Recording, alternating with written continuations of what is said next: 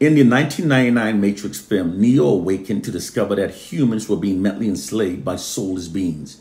Moreover, that these soulless beings were the programmers of everything that the humans believed. They kept the humans trapped within a virtual false reality that allowed the soulless beings to continue exploiting and subjugating the humans without any resistance.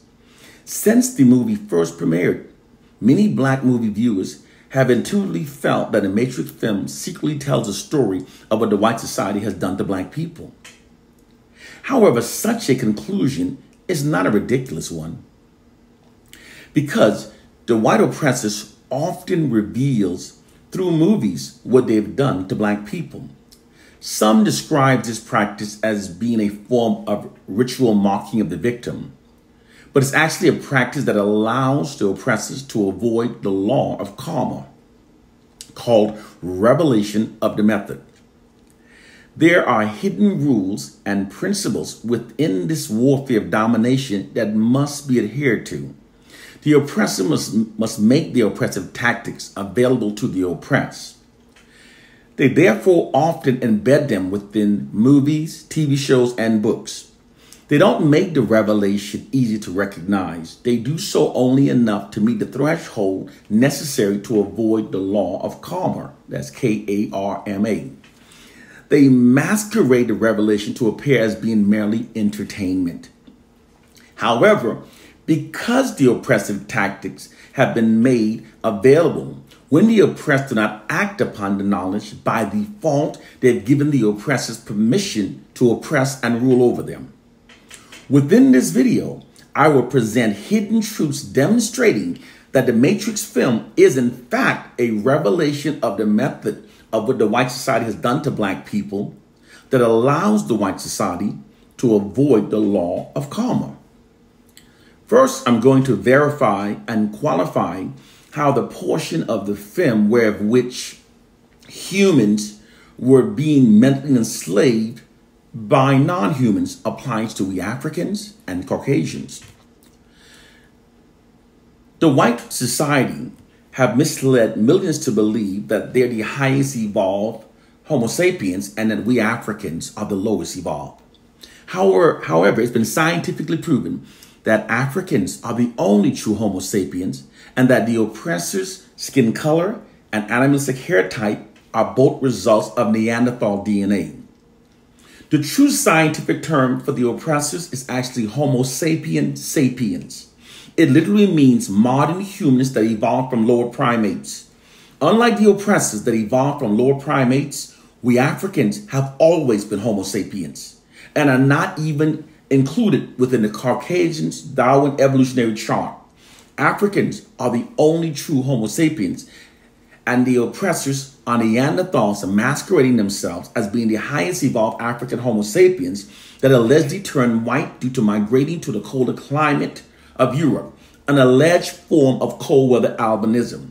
But it has been scientifically proven that the oppressors are not African albinos, but instead have their skin color and hair type are the result of the Neanderthal DNA. Neanderthals are totally separate species from the African Homo sapiens. This might be a bit of a disappointment to those of you that favor the premise that we are all of one family that originated from Africa and spread throughout the world. But that theory has been totally busted by science. It has been scientifically proven that the oppressors are not of us. We Africans are humans and they are Neanderthals. Now I'm going to verify and qualify the statement that the oppressors are in fact soulless beings. According to many scientists, the pineal gland located in the center of the brain is important not only because it produces melanin, but also because the pineal gland produces the human traits, characteristics, and behaviors associated with possessing a soul. This includes sympathy, compassion, empathy, and remorse. It is therefore regarded as the principal seat of the soul.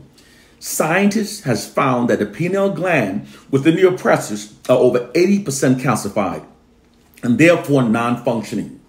This literally means that the pineal gland that produces the human traits, characteristics, and behaviors associated with possessing a soul only function at a 20% capacity within the oppressors. Therefore, 80% of what controls the oppressor's thoughts, decisions, behaviors in regard to the soul does not work. Now, let's compare this scientific finding to the history of the oppressors. Throughout history, the oppressors have demonstrated an almost total disregard for the human lives of other groups. Their subjugation, murder, and exploitation of all other groups are unparalleled.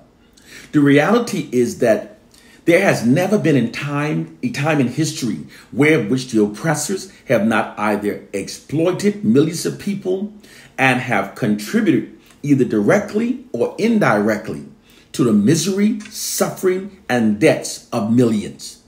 They've literally killed more people throughout history than all other racial groups combined have done so. This is a fact. Furthermore, throughout history, the oppressors have demonstrated an entrenched predisposition for brutal racism that is matched only by their proclivity for deceit, greed, and hunger for power.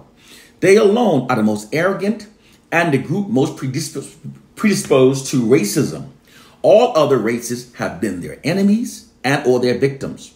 While labeling all other races as being savages, the oppressors have in fact been the most brutally savage throughout history. It's a fact that we're forbidden through censorship and sanctions from speaking of.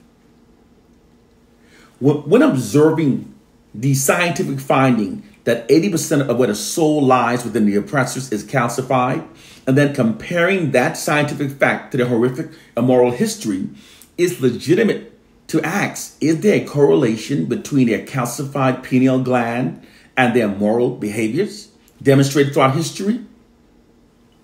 Moreover, it's legitimate to question, does the oppressors actually have souls, or do they merely impersonate the behaviors of empathy and sympathy?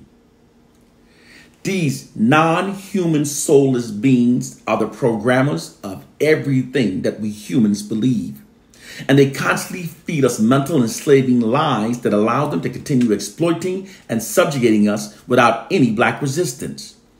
And in the same way how in the Matrix film, the soulless beings harness power from the humans in order to survive, it's actually black people that empowers the white society through our many inventions that keeps the white society moving forward.